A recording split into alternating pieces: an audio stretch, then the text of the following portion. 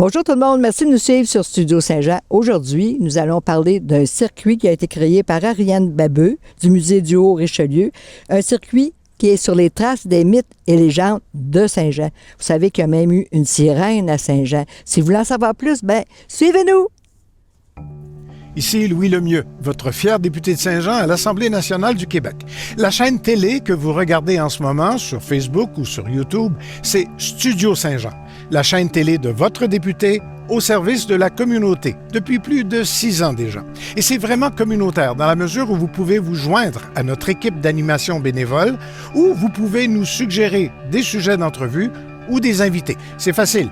Vous nous écrivez à production@studio-saint-jean.tv. Bon visionnement.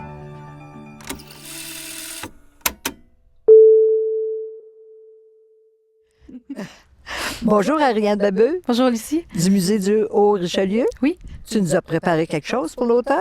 Oui, en fait, j'ai préparé une visite guidée thématique dans le Vieux-Saint-Jean sur les mythes et légendes du Haut-Richelieu. Donc, j'ai bien hâte de voir la réaction du public, mais quand je suis arrivée en 2023, il y avait une exposition sur les mythes et légendes. Et je trouvais que c'était une belle manière d'en apprendre un peu plus sur notre histoire locale, donc à travers des petites histoires de fantômes, de créatures mythiques. Donc, c'est un circuit qu'on fait de soir pour se mettre en même temps dans l'ambiance pour cet automne. Et même de sirènes, il y a eu des sirènes ici à Saint-Jean-sur-Richelieu. Il y a eu une sirène dans la rivière Richelieu. Donc, ça aussi, j'en parle et souvent, le monde sont très étonnés. C'est souvent des petites histoires, justement, là, qu'on a perdues au fil des années. Dis-moi, Ariane, où tu as pris ton inspiration pour créer ce circuit?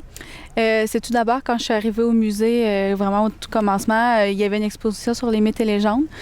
Donc, pour le circuit, je me suis principalement inspirée de l'exposition, mais c'est aussi en faisant des recherches, on en découvre toujours en lisant les livres, et Réal Fortin avait écrit justement un recueil là, sur des mythes et légendes du Haut-Richelieu.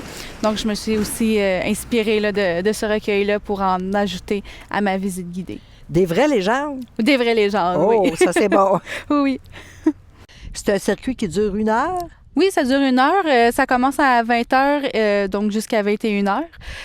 Des fois, j'étire un peu si je vois que le public là, veut en apprendre plus. Parce que tu as beaucoup de légendes? Oui, j'ai plusieurs légendes. J'essaie toujours de rencontrer entre 7 et 10 légendes différentes là, dans mon parcours. Puis est-ce qu'il faut être en forme pour ça?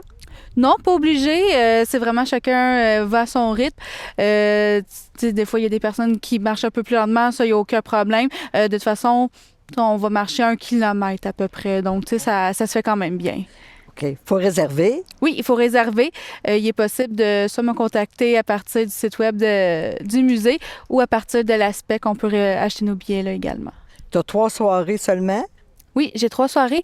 J'ai le 18 octobre. 25, oui, et 1er novembre, donc le lendemain de l'Halloween. 1er novembre, oui. Wow, ça va être plus épeurant cette journée-là, je pense. J'espère que oui. Est-ce qu'on peut se costumer? Oui, j'invite le public à se costumer sans aucun problème. Il va y avoir des petites lanternes aussi d'Halloween là, pour, encore une fois, donner un peu plus d'ambiance là, à notre sortie. Mais tout le monde est invité à venir se costumer. Fait qu'on se met des bons souliers? Oui, on se met des bons souliers, des vêtements chauds aussi. Des fois, avec la température fin octobre, on ne sait jamais, mais l'année passée, on a été très, très chanceux. Mais s'il pleut, est-ce que ça peut être remis? Ça peut être remis. Moi, j'ai essayé comme d'effectuer un petit sondage auprès des gens inscrits. Sinon, on va tout simplement reporter la date là, sans aucun problème. Puis je pense que c'est assez populaire. On ne peut pas attendre à la dernière minute pour s'ajouter au groupe. Moi, je conseillerais, c'est ça, quand même de s'inscrire à l'avance. Si je vois qu'il y a vraiment une grande demande, soit que je vais tout simplement rajouter d'autres plages horaires, ou sinon, je vais tout simplement agrandir mes groupes là, sans aucun problème. Puis tes groupes, ça comprend combien de personnes? Environ une 30aine de personnes. Donc, oui, le mieux est de s'inscrire tout de suite.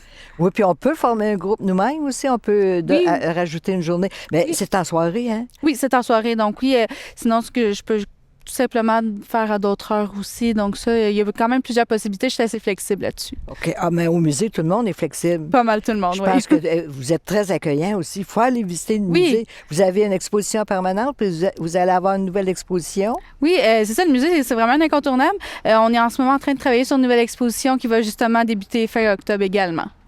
Tu fais de la céramique aussi? Oui, on fait de la céramique. On offre des activités de décor sur céramique chaque fin de semaine. Et sinon, on a également des cours de céramique pour les adultes, vraiment là, apprendre la poterie, créer des pièces à partir de boue. Donc, c'est plusieurs choses qui est possible, oui. Puis vous conservez beaucoup de choses sur la vie des Joannais, hein? Oui, on a plusieurs réserves, en fait, dans le musée. On a des archives, des artefacts. On a vraiment de toutes les sortes sur plusieurs siècles. Donc ça, c'est quand même assez impressionnant.